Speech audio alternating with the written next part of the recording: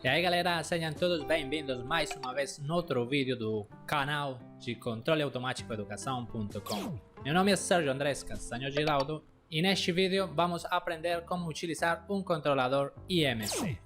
Antes de começar, eu convido você a ver outros tipos de controladores que temos feito aqui no nosso canal sobre controle realimentado, simplesmente dando clique nesse card que está aparecendo aqui acima. Entendamos então como é que funciona o controle IMC. Vamos lá, galera. Se você quiser, é possível aumentar a velocidade do vídeo para fazer a explicação muito mais rápida ou dinâmica. Bem, nesse vídeo vamos aprender sobre o controle por modelo interno IMC, o qual é um vídeo que é a versão em português de um vídeo que eu já fiz no meu canal em espanhol. Inicialmente, para podermos entender como é que funciona o controle IMC, Internal Model Control, vamos inicialmente a introduzir um exemplo e em base nesse exemplo, a gente irá entender o funcionamento do controlador. Vamos supor que a gente tem o seguinte processo, que simplesmente é um vaso ou um tanque, o qual na sua entrada tem uma válvula, uma tubulação, onde está entrando um fluido. Também temos uma válvula na saída por onde o fluido vai sair aquecido, né? No interior desse tanque, então, temos um resistor. Esse resistor, então, será injetado com uma determinada potência e em base a essa potência, então, o resistor irá aquecer e, pelo tanto, também irá aquecer o líquido que está no interior do vaso. Também no nosso processo, a gente tem um transmissor de temperatura com o qual a gente pode sensar em todo momento a variação da nossa variável. Neste problema de controle, então, a nossa variável de controle ou variável de processo será a temperatura e a gente irá representar como YGS. A nossa variável manipulada, o GS, será então a potência que a gente vai fornecer para esse resistor, obviamente, manipular o sistema, ou seja, manipular quanta temperatura eu desejo injetar nesse processo. E por último, vamos supor que esse processo industrial que a gente está tendo aqui, ele já foi estudado anteriormente e foi levantado um modelo através de uma função de transferência representado por esse sistema aqui de primeira ordem com atraso, onde a gente vê que ele terá um ganho estático de 2, tem um atraso de 2 e tem uma constante de tempo de 30. Se você não tem assistido o nosso vídeo sobre os sistemas de primeira ordem, dá clique nesse card que está aparecendo aqui acima para que você veja como é que funcionam esses sistemas. Muito bem, como a gente já tem então o nosso modelo, vamos proceder a projetar um controlador, nesse caso um controlador IMC, Internal Model Control. A estrutura proposta por Garcia e Morari foi a seguinte, onde nós temos a estrutura do controlador, aqui o G junto com o D será então o nosso processo, que é esse processo aqui do nosso tanque. Vemos que o D será então o sinal de perturbação, que poderia ser, por exemplo, a temperatura externa, que poderia modificar a temperatura interna de nosso sistema. E o G, então, seria o nosso processo de tanque, né? Aqui, então, temos a saída do nosso sensor, YGS, teríamos a nossa referência, e aqui vemos que o GTU simplesmente, então, será o nosso modelo do processo, aquela função de transferência que a gente achou, e o C será o nosso controlador interno. Se a gente observa essa estrutura de controle, tudo que está nas linhas tracejadas será então o nosso controlador. Nesse caso, em particular, será o nosso controlador IMC, o controle por modelo interno.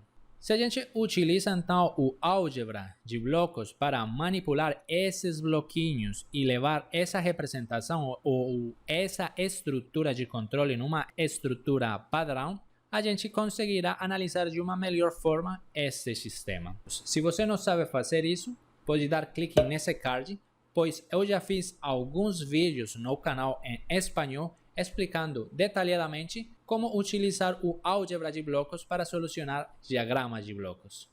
O que a gente vai fazer aqui, então, vai pegar o nosso sumador e esse sumador a gente vai colocar aqui na frente do nosso controlador interno. Observe que como esse controlador está fazendo uma diferença entre meu modelo e o sistema real, pelo tanto aqui terei um erro, né? Por causa dele ser aqui negativo, como eu vou passar por esse outro sinal negativo, então automaticamente eu vou ter que trocar o sinal desse sumador. Vamos fazer então essa manipulação para levar inicialmente esse sumador para aqui. Se a gente movimenta, efetivamente agora vou ter o meu controlador que será realimentado com G2, que será o modelo do meu processo. E aqui veremos então que por causa desse menos aqui, então o sinal trocou, agora temos dois sinais mais.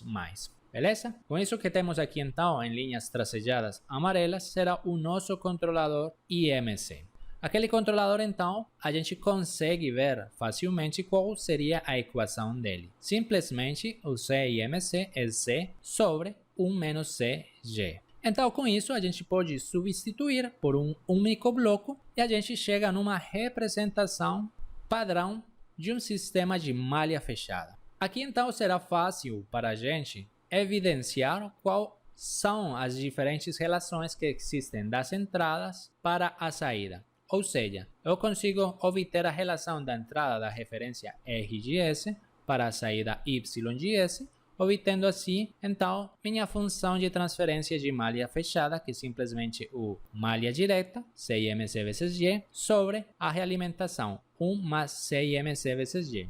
Do mesmo jeito, se eu pegar a minha entrada, que é a minha perturbação, eu também posso obter aquela relação entre o distúrbio e a saída, que nesse caso a malha direta seria 1 sobre a realimentação, que é 1 mais CIMC vezes G.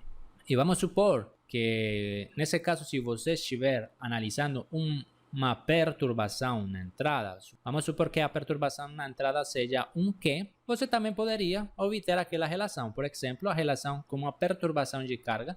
Nesse caso, a malha direta vai passar pela planta, então por isso começa por GDS, que é a malha direta, dividido então a realimentação, que seria 1 mais CIMG vezes G. Basicamente é a mesma da perturbação da saída, só que agora ela passa pela planta G. Tendo agora nossas três relações, a gente pode continuar analisando para podermos determinar quem será o nosso controlador CGS. Movimentando aqui as nossas relações, vamos substituir o nosso controlador CIMC aqui na nossa equação de malha fechada. Fazendo essa substituição, a gente chega nessa equação e aqui, simplesmente rearranjando, a gente consegue chegar na função de transferência de malha fechada do sistema. Do mesmo jeito, se a gente substitui o CIMC aqui na perturbação para a saída, a gente vai chegar nessa expressão para finalmente chegar na função de transferência de malha fechada da perturbação para a saída. E se a gente faz o mesmo com a perturbação de carga, a gente vai chegar nessa representação.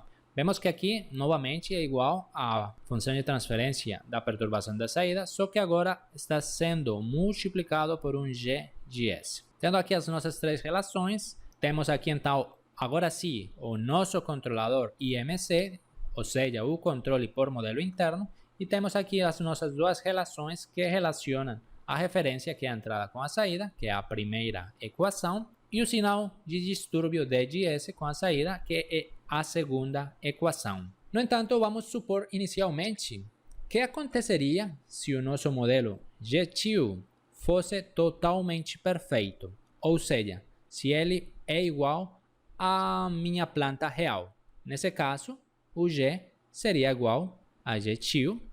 E se a gente substitui aqui, a gente vai ver que se G2 é igual a G, então esses dois carinhas vão se cortar, da mesma forma que irão se cortar aqui na perturbação. Então, a minha função de transferência de malha fechada simplesmente seria C vezes G. E aqui, simplesmente seria 1 menos C vezes G, considerando, claro, essa igualdade. Nesse caso, a gente vê que, no caso hipotético que a gente conseguisse representar perfeitamente o nosso processo, basicamente, nosso sistema estaria em malha aberta. É porque a gente não precisaria realimentar, porque a gente de fato conhece o funcionamento do processo e isso que aconteceria na vida real se nós pudéssemos representar o nosso processo perfeitamente. E daqui fica fácil ver quem seria o nosso controlador. O nosso controlador simplesmente então seria o inverso da nossa planta, ou seja, 1 sobre G tio. No entanto, colocar o inverso da planta dentro do controlador pode trazer alguns problemas que a gente vai detalhar a continuação. Vamos reordenar aqui as nossas expressões. Lembremos aqui que essa era a função de transferência de tio que representava o processo que a gente está interessado em controlar.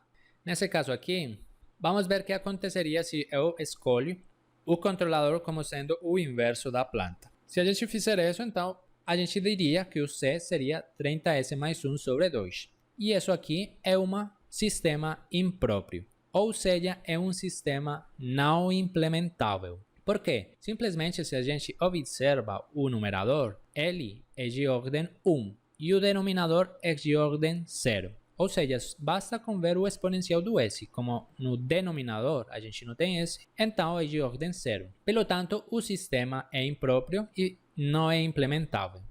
Na vida real, a gente deve tentar sempre ter sistemas próprios, onde o denominador, o ordem do denominador deve ser maior do que o ordem do numerador, ou pelo menos que seja estritamente próprio.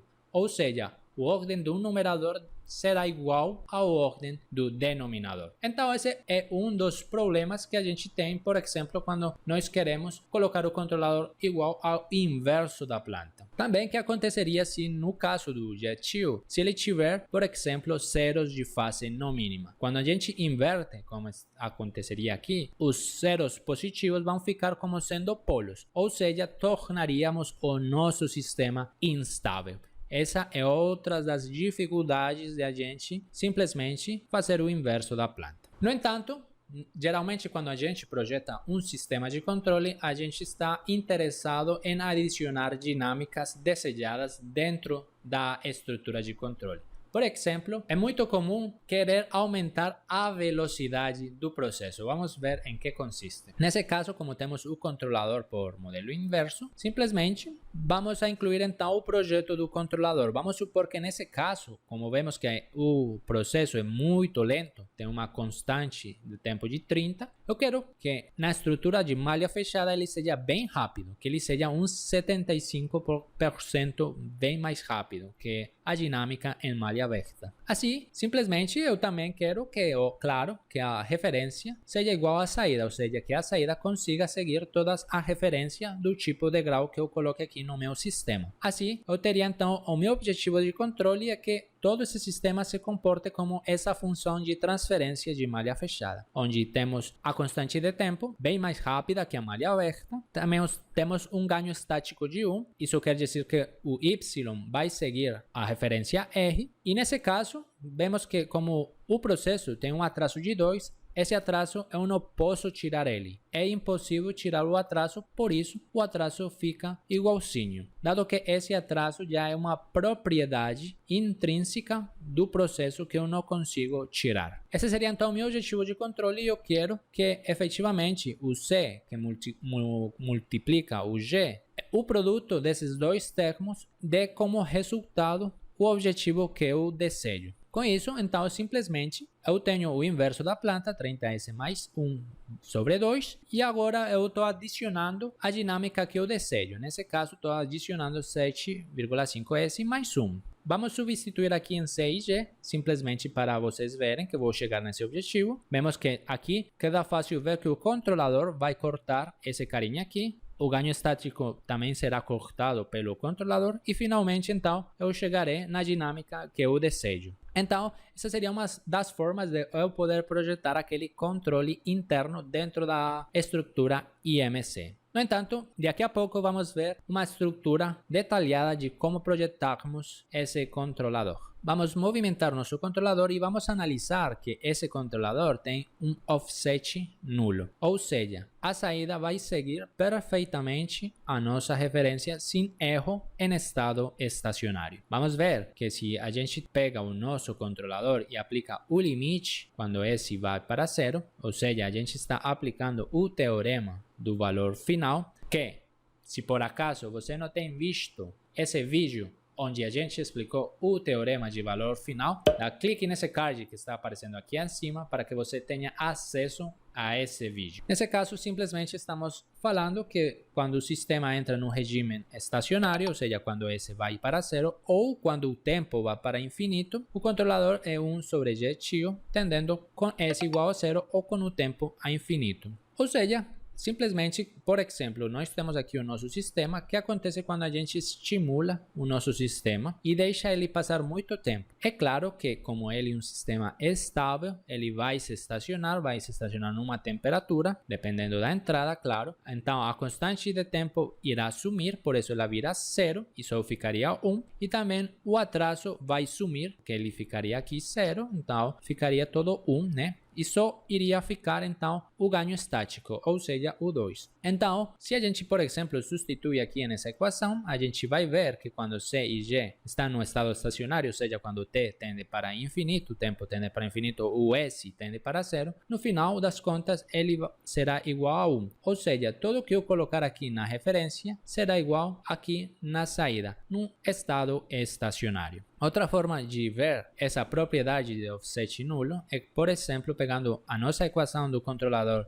IMC, que era essa de aqui, a gente substitui quem era C, substitui aqui embaixo por C vezes G, que a gente já viu que era simplesmente o nosso objetivo, e a gente rearranjando chegava nessa equação. Novamente, se a gente aplicar o limite dessa equação, de S tendendo para zero, ou seja, quando T vai para infinito, a gente vai ver que aqui no denominador esse carinha TS vai sumir, esse exponencial que deu atraso vai virar 1 e 1 menos 1 vai dar 0, ou seja, todo o denominador vai dar 0. Isso quer dizer que o nosso controlador, por causa do denominador ser 0, terá ganho infinito. E se o controlador tem ganho infinito, isso quer dizer que ele vai seguir todas as referências que eu colocar em R, e além disso, ele conseguirá rejeitar todas as distúrbios ou perturbações de carga que entrem no sistema, ou seja, ele é um controlador com um termo integrador.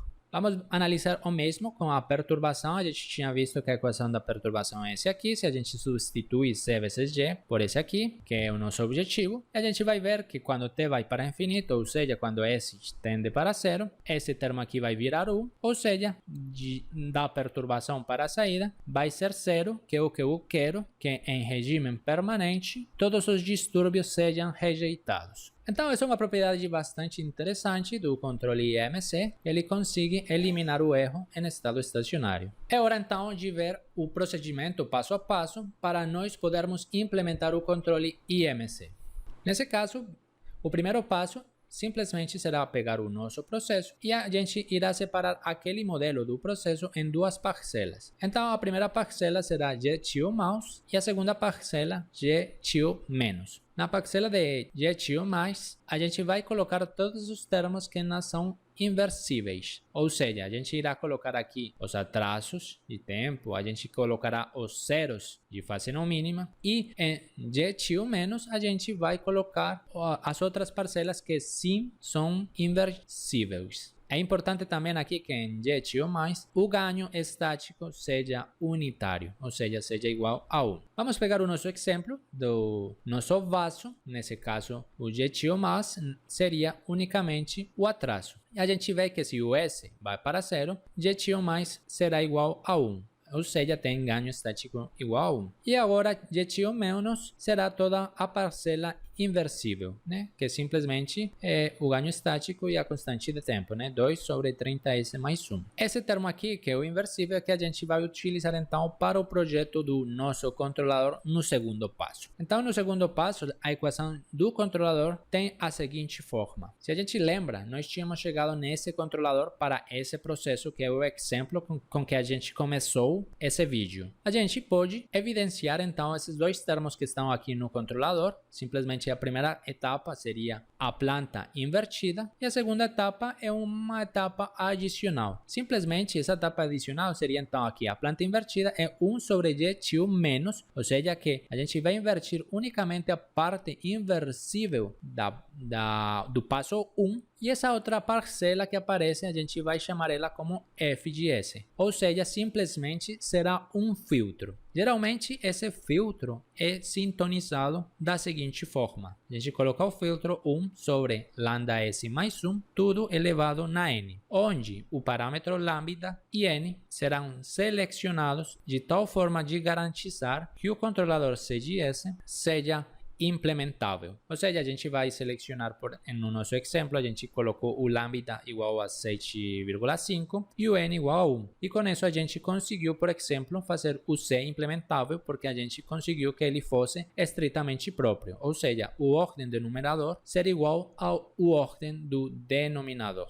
Por último, o terceiro passo, caso seja necessário, dependendo onde você queira implementar aquele controlador, às vezes se torna interessante representar a estrutura IMC na sua representação de controle equivalente que a gente viu no começo do vídeo para efeitos de implementação. A continuação, essa é a bibliografia. Inicialmente, Garcia e Morari foram os que introduziram esse controlador aqui nesse paper. Também eu utilizei a literatura de Ogu, Unaki e Hei para o desenvolvimento aqui do controlador. Todas essas referências estarão também na descrição deste vídeo. A continuação, a gente vai ver a implementação no Simulink do controle IMC e no próximo vídeo a gente verá como podemos representar esse mesmo controlador IMC e enmascarar ele num controlador PID. Se você quer que eu faça esse vídeo, deixe aqui nos comentários para saber que você se interessa e assim eu consiga fazer aquele vídeo. Caso tal que eu faça o vídeo, eu vou deixar o vídeo nesse card aqui acima.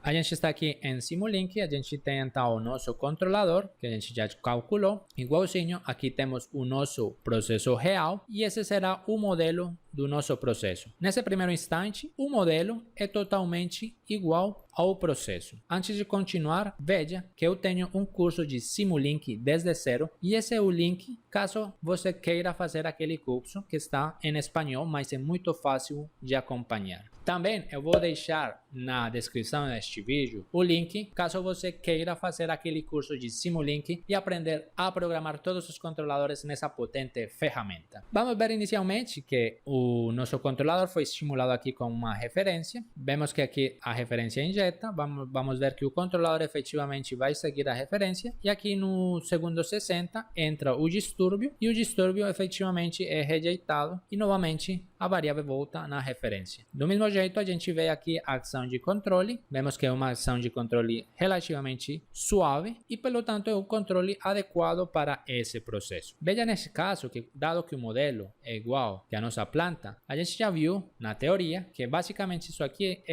se comporta igual a um sistema em malha aberta. Eu acabo de eliminar aquela malha fechada, vemos que agora o sistema está em malha aberta e vamos ver que ele ainda conseguirá seguir a referência. Só que quando a perturbação entrar, aí sim, esse sinal aqui de Y será totalmente diferente ao modelo por causa da perturbação e depois da perturbação ele não conseguirá seguir. Se a gente faz isso, a gente vê que isso acontece, vemos que efetivamente consigo chegar na referência nos instantes onde a planta é igual ao modelo. Vamos fechar de novo a malha de controle e vamos ver o que acontece se, por exemplo, a planta for diferente ao modelo. Vamos a modificar aqui o ganho estático da planta real, vamos colocar 3, por exemplo, e mesmo assim, mesmo o modelo sendo diferente da planta, que de fato isso é o que vai acontecer na vida real, o sistema ainda é robusto, o sistema ainda consegue seguir a referência e também consegue rejeitar as perturbações. Pelo tanto, se você quer continuar aprendendo sobre a teoria de controle, se inscreva nesse canal.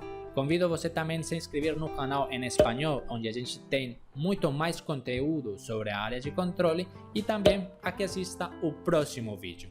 A gente se vê na nossa próxima aula. Até mais, galera!